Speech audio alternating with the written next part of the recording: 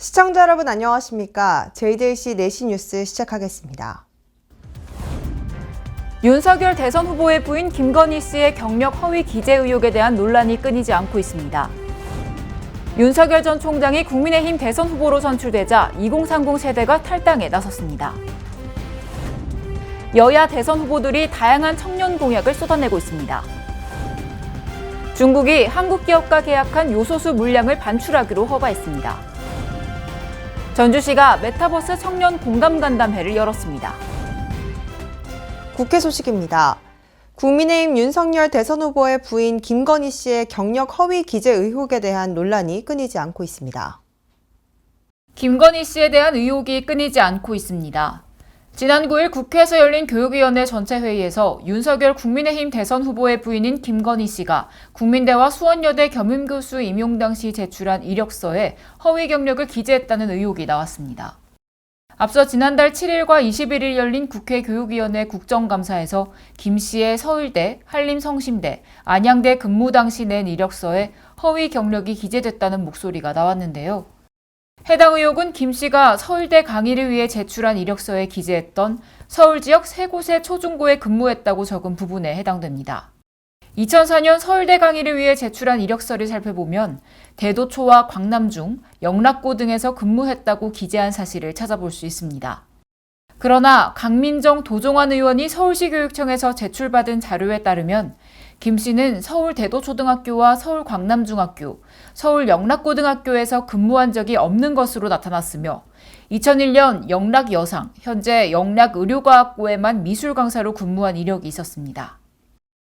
이에 여권에서는 김 씨가 대도초, 광남중, 영락고 근무 경력을 허위로 기재한 것은 실수가 아닌 고의라고 주장하고 있습니다.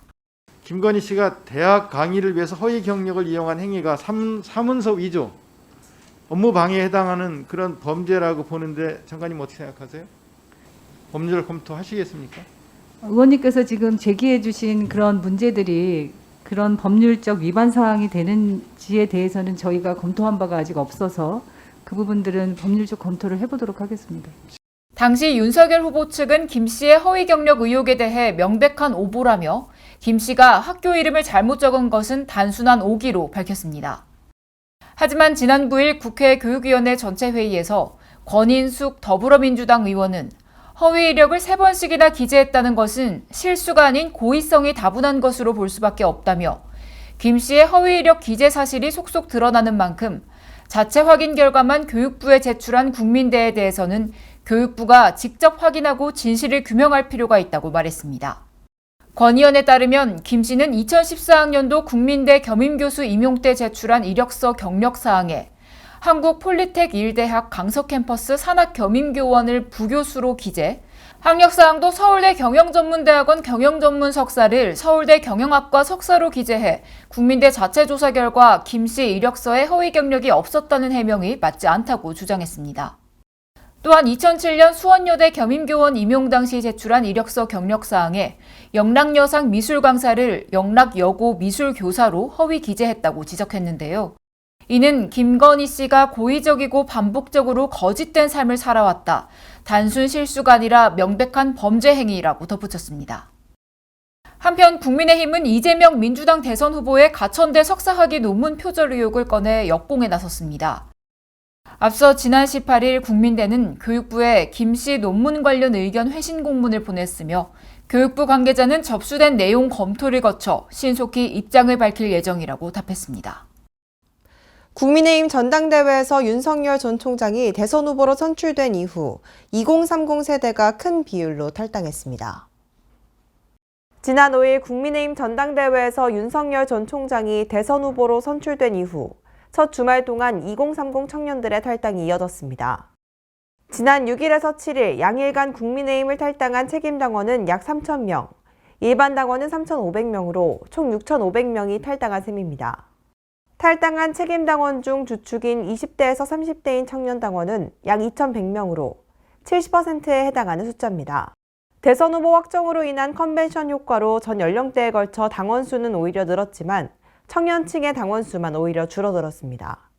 전당대회 이후 청년층 이탈에 당내에서는 서로 다른 목소리가 나왔는데 김재원 최고위원은 지난 8일 한 언론과의 전화통화에 중앙당 집계에 따르면 지난 5일 전대 종료부터 이날 오전 현재까지 확인된 탈당자 수는 40명이 전부라며 청년층 탈당 러시는 사실 무근이라고 밝혔습니다.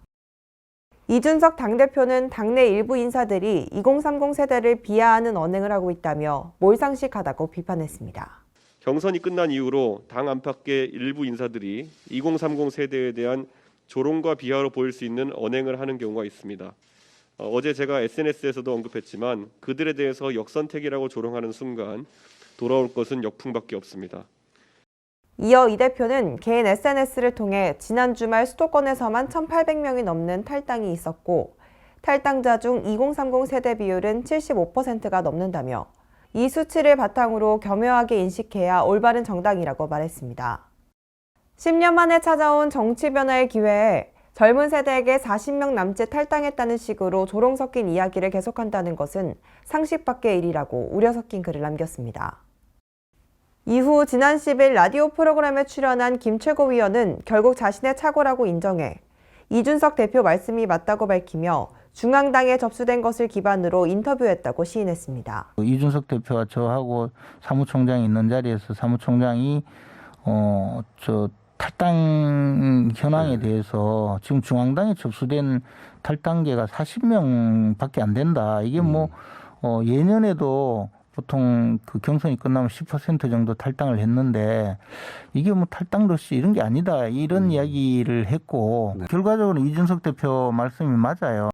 국민의힘 대선 경선 후 2030 세대 당원들의 이딴 탈당을 둘러싸고 논란이 과열되고 있는 가운데 다른 경쟁 후보들은 2030 세대 표심을 얻기 위해 구애 경쟁을 펼쳤습니다. 윤 후보에 대한 2030 세대의 지지세가 약하다는 판단 아래 빈틈을 공략하고 나선 것입니다. 앞으로 진행될 대선에서 2030 세대 표심의 향방이 어떻게 변모될지 지켜봐야 할 것입니다.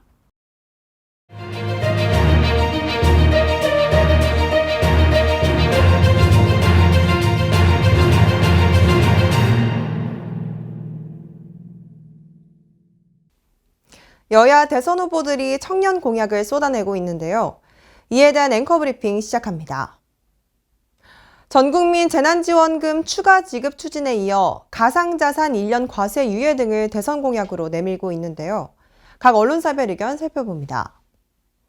먼저 A일보는 이재명 후보는 청년 기본대출 1,000만 원과 연 200만 원의 청년 기본소득을 약속했으며 기본주택 100만 호 중 일부는 청년들에게 우선 배정하겠다고 밝혔습니다.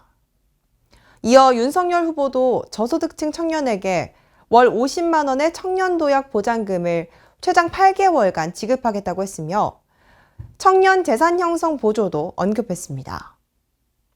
그러나 이러한 두 후보의 공약은 결국 나라 빛으로 돌아온다고 강조했습니다. 지금 청년들에게 가장 필요한 것은 일시적 지원금이 아니라 스스로 일어설 수 있는 좋은 일자리라고 덧붙였습니다. B일보는 이재명 더불어민주당 대선 후보는 8일 민주당 회의에서 가상자산 과세 유예를 추진하겠다고 밝힌 것으로 전해졌다고 설명했습니다. 다만 여권이 국회에서 법으로 정한 사안을 1년도 채 지나지 않아 손바닥 뒤집듯 하는 것은 법적 안정성을 해치는 일이라고 강조했습니다. 특히 가상자산 투자자의 대부분을 차지하는 젊은 세대의 표심을 얻기 위한 포퓰리즘일 뿐이라며 이런 여권의 선심 공세에 야당도 동조하고 있다고 설명했습니다. 나라 미래를 진정으로 생각한다면 표심에 따라 춤추는 포퓰리즘에서 벗어나 청년들에게 절실한 질 좋은 일자리의 대책을 내놓아야 한다고 꼬집었습니다. C일보는 더불어민주당 이재명 후보와 국민의힘 윤석열 후보로 제20대 대선 양강구도가 성립하자마자 두 후보가 코로나 극복을 명분으로 대대적인 돈뿌리기 경쟁에 나섰다고 비판했습니다. 특히 민주당 이 후보가 추가 세수 40조 원을 활용해 1인당 30만 원에서 50만 원의 제6차 재난지원금을 주장하자 국민의힘 윤 후보는 8일 재난지원금 대신 자영업자 피해 전액 보상을 위해 50조 원 투입 구상을 내놨다고 설명했는데요. 두 후보의 제안이 국민에게 진정성을 인정받고 또 실효성이 있으려면 지금과 같은 기선제압용 돈뿌리기는 곤란하다고 말했습니다. 이처럼 대선을 앞두고 여러 정책들이 나오고 있습니다. 하지만 국민을 위한 진정한 정책은 무엇인지 고심이 필요할 것입니다. 중국의 수출 규제로 시작된 요소수 대란이 급박하게 돌아가고 있는데요. 앵커 브리핑 이어갑니다. 물류 대란으로 번질 뻔한 요소수 사태는 중국이 한국 기업과 계약한 물량을 반출하기로 허가하면서 급한 불은 끄게 됐습니다. 하지만 정부의 늑장 대응에 제2의 요소수 사태는 언제든 대발할 수 있다는 지적이 이어지고 있는데요. 이에 대한 각 언론사별 의견 살펴보겠습니다. 먼저 A일보는 중국이 실제로 수출 규제를 단행한 건 지난달 15일이고 그로부터 5일 후 국내 한 업체가 관련 민원을 산업통상자원부에 냈다며 그제야 산업부는 중국 현지 공관과 코트라를 통해 조사를 시작했다고 말했습니다. 이튿날 우려되는 상황이라는 통보를 받았지만 산업부는 별다른 조치를 취하지 않았고 6일 뒤에 업계 간담회를 소집한 정도였다며 늦은 대응에 대한 비판을 이어갔습니다. B일보는 이번 사태를 거치면서 중국 등 특정국에 과도하게 의존한 원자재, 중간재 수급 차질이 한국 전체 경제를 쉽게 마비시킬 수 있다는 사실이 드러났다고 말했습니다. 사전에 위험을 인지해 경고음을 울렸어야 할 정보 시스템도 제때 작동하지 않았다고 비판했습니다. 마지막으로 시일보는 중국 등 특정 국가에 대한 의존도가 비정상적으로 높은 주요 원자재 가운데 생산성이 없다는 이유로 우리 기업들이 생산을 중단한 품목이 적지 않다고 말했습니다. 하지만 이번 일을 계기로 세제, 금융 지원을 통해 국내에서도 생산할 수 있도록 공급망을 갖추고 최소한의 비축분을 마련해야 하며 장기적으로 수입처를 다변화해야 한다고 강조했습니다. 외교통상안보자원 산업환경분할을 아울러 공급망 취약점을 통합 관리할 체계를 갖추지 못하면 같은 상황만 반복될 것입니다. 이번 요소수 사태를 계기로 전략 물품의 생산, 수입 다변화 등 장기적 수급 대책을 면밀히 짜야 할 것입니다. 최근 인천의 한 아파트 입주자 대표 회장이 단지 내 놀이터에서 놀던 외부 어린이들을 남의 놀이터에서 놀면 도둑이라며 경찰에 신고한 사실이 알려져 논란이 일고 있습니다. 이번 일은 청와대 국민청원 게시판을 통해 알려졌습니다. 학부모라고 밝힌 청원인은 아이가 귀가하지 않아 걱정하던 중에 기물파손죄로 신고가 들어왔다는 연락을 받고 갔더니 초등학생 5명을 관리실에 잡아둔 모습이 눈에 들어왔다면서 입주민 대표가 놀이터에서 놀고 있는 외부 아이들에게 욕을 하고 휴대전화와 가방 등을 모두 두고 관리실에 데려간 뒤 기물파손으로 신고했다고 말했습니다. 이 입주민 대표는 아이들의 행동은 주거침입이며 사과할 생각이 없다는 입장을 밝혔고 신고 이후 단지 내 놀이터를 외부 어린이가 이용할 경우 경찰에 신고한다는 규칙을 새로 만들기도 했습니다. 다만 이 규칙은 입주민들의 반발로 현재 삭제된 상태입니다.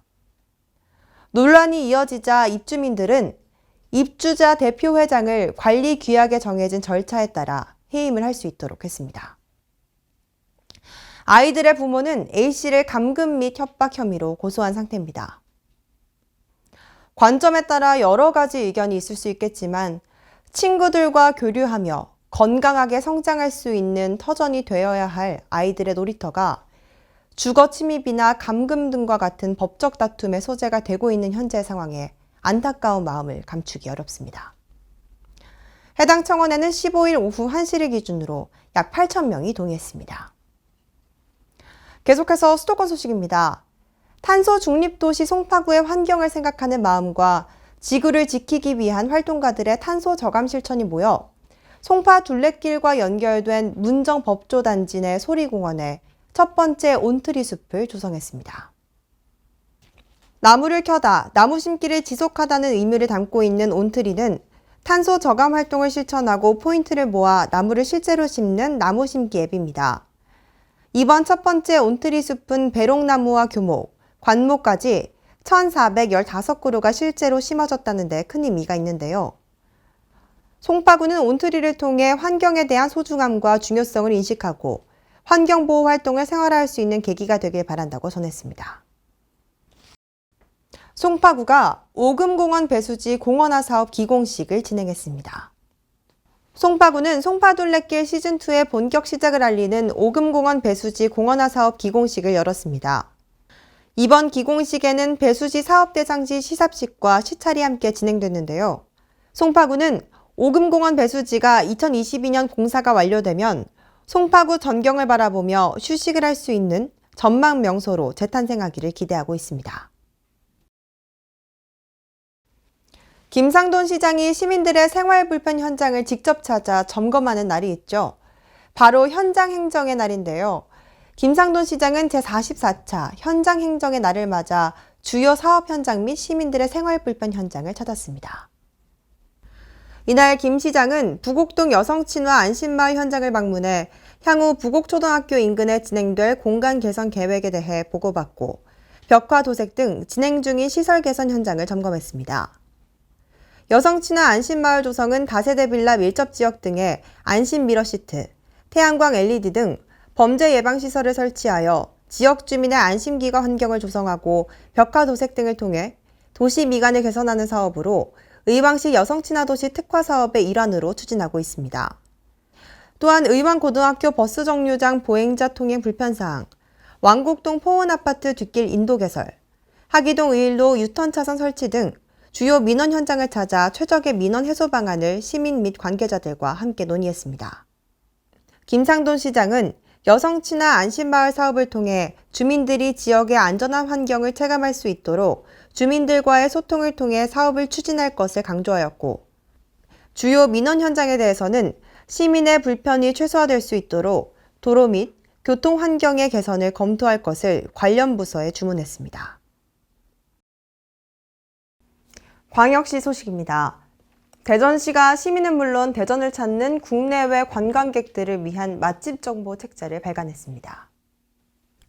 대전시가 지역 경제를 활성화하고 신뢰도 있는 맛집 정보를 제공하기 위해 대전 맛이야기 책자를 발간했습니다. 대전 맛이야기는 3대 30년 전통업소, 대표 특색 음식 취급 음식점, 구별 추천 맛집, 대전 언택트 관광지 10선 맛집 등 대전 대표 음식점 234곳의 메뉴 사진과 가격, 위치도 등을 담고 있습니다. 또한 한국어뿐만 아니라 영어, 중국어, 일본어로도 표기해 다문화 가족이나 대전을 방문한 외국인들이 대전의 맛을 쉽게 찾아볼 수 있도록 구성했으며 책자는 대전시 맛집 소개 홈페이지 대전의 맛을 통해 이북으로도 만나볼 수 있습니다. 환경부가 올해 처음으로 실시한 수돗물 먹는 실태조사에서 대전 시민의 수돗물 만족도가 매우 높은 것으로 나타났습니다.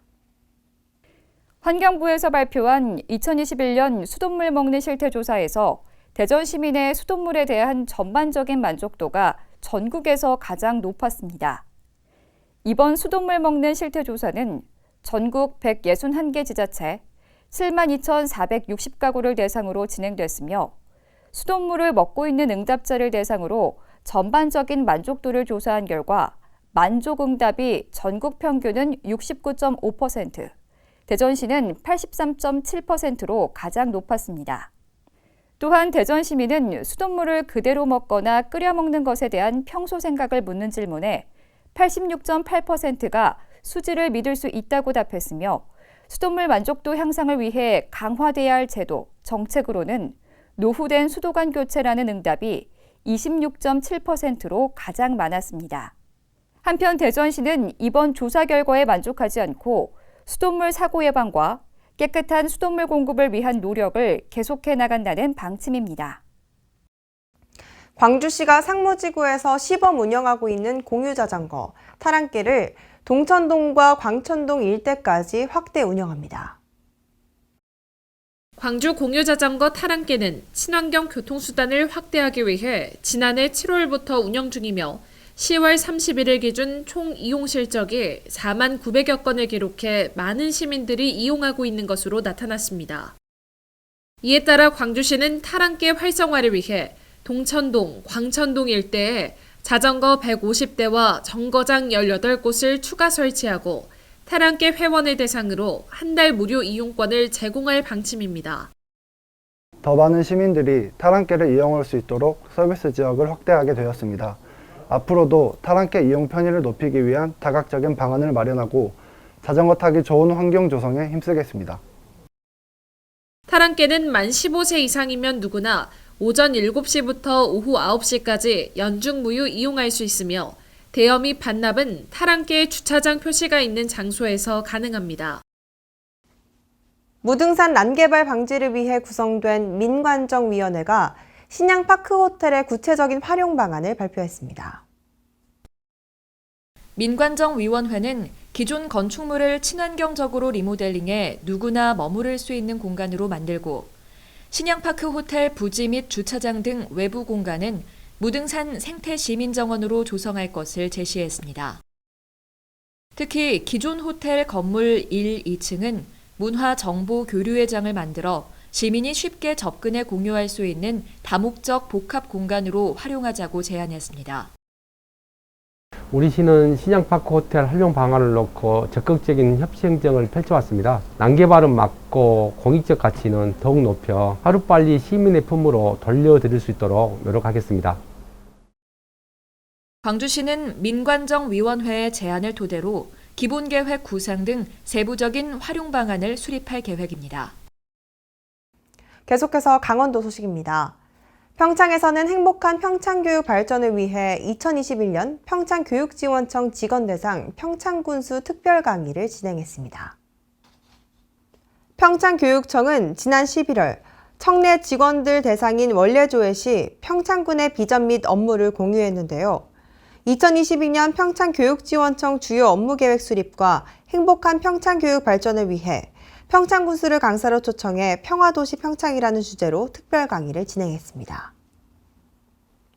횡성읍 구리고개 도시재생 예비사업이 2021 대한민국 도시재생 사례공유 비즈니스 분야 우수상을 수상했습니다. 전국 광역지자체가 신청하여 본선 12건의 도시재생 뉴딜 예비사업 우수 사례들이 경합을 벌인 가운데 횡성읍 구리고개에서 발표한 사계절, 우리가 만드는 우리 구리마을이 영예의 우수상으로 선정됐습니다. 구리고개 주민협의체와 도시재생지원센터가 함께 민관협력 거버넌스를 통해 추진한 이번 프로젝트는 협의체 회원들의 원예에 대한 이해도를 높이기 위한 교육에서부터 시작됐습니다.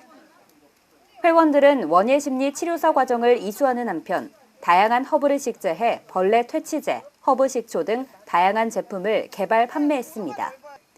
이는 마을 소득 창출에 기여하였으며 이러한 과정이 마을에 활력을 주는 것은 물론 주민 공동체 회복의 기회가 되었다는 점에서 높은 평가를 받았습니다. 충청도 소식입니다. 한국전자기술원의 차세대 전지연구센터가 청주 오창 2차 전지 소부장 특화단지에 들어섭니다. 그동안 2차 전지의 기술 경쟁력을 강화할 수 있는 연구개발기관이 없던 충북도는 아쉬움을 덜 수 있게 됐습니다. 2차 전지 소재 부품 장비 특화단지인 충북 오창에 한국전자기술연구원이 둥지를 틉니다. 국내 최고 2차 전지 연구기관인 한국전자기술연구원은 앞으로 2차 전지 관련 기업들을 밀착 지원할 계획입니다. 충청북도는 이를 위해 한국전자기술연구원, 충북테크노파크와 2차 전지 산업 발전 공동협력 업무 협약식을 가졌습니다. 주요 협약 내용은 2차 전지 산업 지원을 위한 기술 개발, 활용 시설을 구축하고 2차 전지 산업 글로벌 클러스터 조성 사업 기획 참여입니다. 또한 2차 전지 소부장 특화단지 지원 사업의 기획과 참여는 물론 차세대 창의 융합 혁신 인재 양성 지역사회 공헌 내용을 담았습니다. 충북은 이번 협약을 통해 글로벌 2차 전지 클러스터 조성에 한 걸음 더 나아가게 됐습니다. 특히 제조 경쟁력에 비해 부족한 R&D 역량 강화 기반을 마련했습니다. 한편 한국전자기술연구원은 국내 최고의 연구진으로 고체 전해질, 소재 전고체 전지 등 2차 전지 핵심 기술을 연구 개발하는 기관입니다. 오창산단에는 연면적 4,191제곱미터 규모로 구축되며 시험평가센터가 들어설 계획입니다. 경상도 소식입니다. 양산시에서 크리에이터를 꿈꾸는 청년들을 위한 문화예술일 공동창작소가 시범 운영에 들어갔는데요. 이곳에서 유용한 장비들을 활용해 창작 문화예술 활동을 펼칠 수 있을 것으로 보입니다. 문화예술인 공동창작소는 환경 이전 문제로 폐교된 옛 어곡초등학교를 문화예술 공간으로 재생하는 사업으로 오는 2023년 12월 개관을 앞두고 이달까지 용역 기본 계획을 수립 중입니다. 양산시 문화예술 공동창작소는 예술을 사랑하는 양산 시민 모두가 오셔서 즐기고 창작 활동을 할 수 있는 곳입니다. 양산시는 10월 한 달 동안 쌍벽루 아트홀에서 위드밴드나 재즈 공연을 시작으로 강서동 주민편익시설에서 어곡을 그리다 전시까지 8개의 문화예술인 공동창작소 시범운용 프로그램을 실시해 큰 호응을 얻었습니다. 이번 시범운영 프로그램 사업은 시설이 조성되기 전 지역의 창의 인력과 주민이 해당 시설을 자유롭게 사용해 보도록 해 실패 요인을 줄이고 시설의 효용성을 높이기 위한 것입니다. 문화예술인 공동창작소 시범사업을 진행했는데요. 많은 시민들이 찾아와 주셨고 새로운 문화예술을 경험을 했다는 말씀들을 많이 들었습니다. 그리고 지역에 있는 청년예술가들의 새로운 시도들을 많이 볼 수 있는 그런 기회였고요. 앞으로도 좀 더 양산 시민들의 문화예술 자긍심과 창작 의지를 높이는 공간으로 만들어갈 예정입니다. 지역 철강산업 부활에 신호탄을 쏘아 올립니다. 포항시는 철강 거점센터 건립 착공식을 갖고 공사를 본격 시작했는데요. 철강 산업에 대한 체계적인 지원 등에 집중하며 우리나라 철강 산업의 제도약을 뒷받침할 예정입니다. 포항시는 2일 블루벨리 국가산업단지에서 포항 철강 거점센터 착공식을 가졌습니다. 포항 철강 거점센터는 지역 철강 산업 경쟁력 강화를 위한 고부가 철강제 제조 및 가공기술 지원 시설로 시는 총 사업비 73억 원을 투입해 2022년 3월 준공을 목표로 하고 있습니다. 센터는 철강산업 제도약 기술개발 사업의 전국 핵심 거점으로서의 역할을 수행할 예정입니다. 특히 실험동은 철강업계에서 수요가 높은 8종의 시험평가 장비를 갖추고 국내 철강사를 대상으로 장비 활용 및 기술 지원, 평가체계 정비 등을 지원합니다. 포항시는 철강 거점센터가 중소, 중견 철강사 지원을 통한 기업 경쟁력 강화 및 고부가 가치화로 지역 철강 산업이 위기를 극복하고 제도약을 선도하도록 하는 거점 플랫폼이 될 것으로 전망하고 있습니다. 아울러 연구개발을 통해 기업 창업과 성장, 일자리 창출, 지역경제 활성화 및 재투자의 철강산업 선순환 구조를 마련하고 포항이 대한민국 철강산업 제도약의 중심지로 거듭날 것을 기대하고 있습니다. 포항시가 추진하고 있는 친환경 대규모 양식 산업이 속도를 낼 전망입니다. 포항시는 스마트 양식 클러스터 사업의 성공적인 추진을 위한 투자 협약을 체결했는데요. 현재 대부분 수입에 의존하고 있는 대서양 연어에 대한 국내 생산의 길을 넓히고 있습니다. 포항시와 민간 사업자 미래 아쿠아팜, 노르웨이 대표 연어 양식 기업 닐스 윌릭슨사는 2일 포항형 스마트 양식 클러스터 조성 사업의 성공적 추진을 위한 투자 협약을 체결했습니다. 포항형 스마트 양식 클러스터 조성 사업은 연어의 국산화를 위해 총 400억 원을 투자하는 대규모 프로젝트입니다. 오는 2024년까지 연어 스마트 양식 기반 시험시설과 이를 바탕으로 하는 대규모 배후 부지를 조성해 양식장과 가공 처리 시설, 사료 공장 등을 건립합니다. 이번 협약으로 포항시와 양산은 테스트 베드 및 배후 부지 조성을 위해 공동 협력 체계를 구축해 나가기로 했습니다. 또 선진적 기술 협력을 통한 연어 대량 양식 기술 개발과 과학적이고 표준화된 사육 방법 적용 등에도 협력할 계획입니다. 시는 실질적인 협력 체계를 구축해 빠른 시일 내 포항시가 양식한 대서양 연어를 수출하고 지역경제 활성화 및 일자리 대거 창출 등 포항 발전은 물론 우리나라 양식 산업의 획기적인 발전을 이루도록 노력할 방침입니다. 전라도 소식입니다. 여수시가 국도비 18억 원을 투입해 스마트시티 솔루션 확산 사업을 추진합니다. 스마트시티 솔루션 확산 사업은 보행자 사고 다발 지역 13곳에 스마트 횡단보도, LED 바닥신호 등 보행신호 음성 안내, 차량 경고 LED 전광판 등을 설치하는 사업입니다. 또한 시내버스 이용객과 유동인구가 많은 4곳의 버스 정류장에 냉난방 설비와 공기청정기 등 편의시설은 물론 CCTV와 비상벨 등이 구비된 스마트 버스 정류장도 설치될 예정입니다. 전주시가 메타버스 플랫폼인 이프랜드를 활용해 메타버스 청년 공감 간담회를 열었습니다. 김 시장은 메타버스 플랫폼인 이프랜드를 활용해 전북대, 전주기전대, 예수대학교 학생 30여 명이 함께 메타버스 청년 공감 간담회를 가졌습니다. 이날 간담회는 시장님 전주는 어떤 곳인가요? 라는 주제로 전북대학교 김지광, 전주기전대학교 정승진, 예수대학교 노하연 등 총학생 회장들의 정책 건의를 비롯해 대학생들의 자유로운 질의 시간으로 진행됐습니다. 청년들은 청년 취업 정책을 비롯한 청년 대책은 물론 2050 탄소 중립, 한옥마을 상업화 및 쓰레기 문제 해결 방안, 덕진공원 활성화, 동물원 교통체증 해소 방안, 놀이터 및 도서관 정책 등에 대해 다양한 의견을 제시했습니다. 김승수 전주시장은 지역 청년들의 생생한 목소리를 시정에 반영하고 청년 일자리 창출과 복지 정책을 확대해 전주가 청년 희망 도시로 나아갈 수 있도록 최선을 다할 것이라고 말했습니다. 세계 소식입니다. 넬슨 만델라와 1993년 노벨 평화상을 공동 수상한 프레데릭 빌렘 데 클레르크 전 남아프리카 공화국 대통령이 11일 향년 85세로 별세했습니다. 사인은 악성 종피종이었습니다. 로이터 AFP 통신에 따르면 데 클레르크 재단은 데 클레르크 전 대통령이 악성 중피종과의 투병 끝에 11일 케이프타운에 있는 자택에서 사망했다고 발표했습니다. 1989년부터 1994년까지 남아공의 마지막 백인 대통령을 지낸 데 클레르크 전 대통령은 아파르트헤이트 흑인 차별 정책 체제를 끝낸 공로로 만델라와 노벨 평화상을 공동 수상했습니다. 데 클레르크 전 대통령은 생전에 집권 시절 있었던 흑인 인권 유린에 대해서는 몰랐다며 책임을 인정하지 않았지만 인종차별 정책이 가한 상처와 모욕에 무조건 사과한다는 유언을 영상으로 남겼습니다.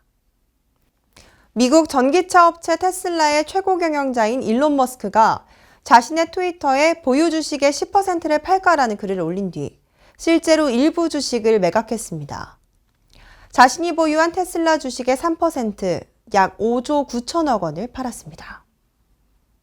현지 시각 10일 블룸버그 통신은 미국 증권거래위원회 공시자료를 이용해 머스크가 지난 8일에서 10일, 사흘간 테슬라 주식 453만 4천 주를 매각했다고 보도했습니다.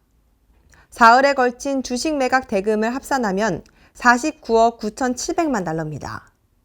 머스크가 테슬라 주식을 판 것은 소득세를 납부하기 위해 주식을 매각한 2016년 이후 5년 만에 처음입니다. 머스크가 이 돈을 어디에 쓸지는 알려지지 않았습니다.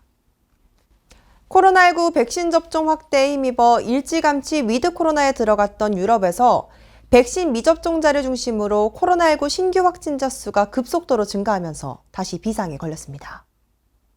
현지 시각 11일 로이터 AP통신 등에 따르면 독일의 전날 코로나19 신규 확진자 수는 5만 196명으로 팬데믹이 시작된 이후 최대치를 기록했습니다.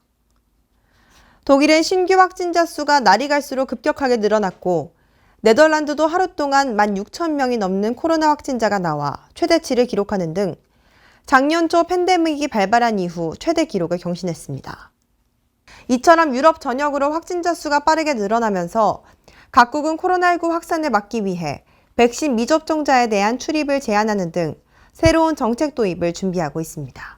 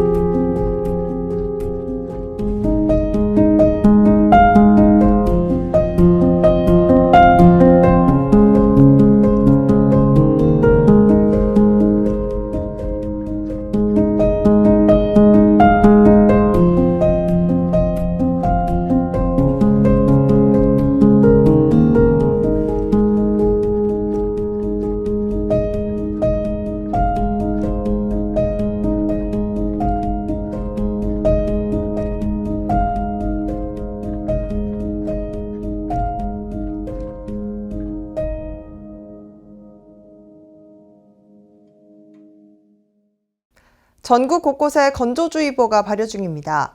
이에 바람이 강하게 불면 작은 불씨가 큰 불씨로 이어질 수 있으니 화재에 대비하셔야겠습니다. 이상 뉴스 마칩니다. 시청해주신 여러분 고맙습니다.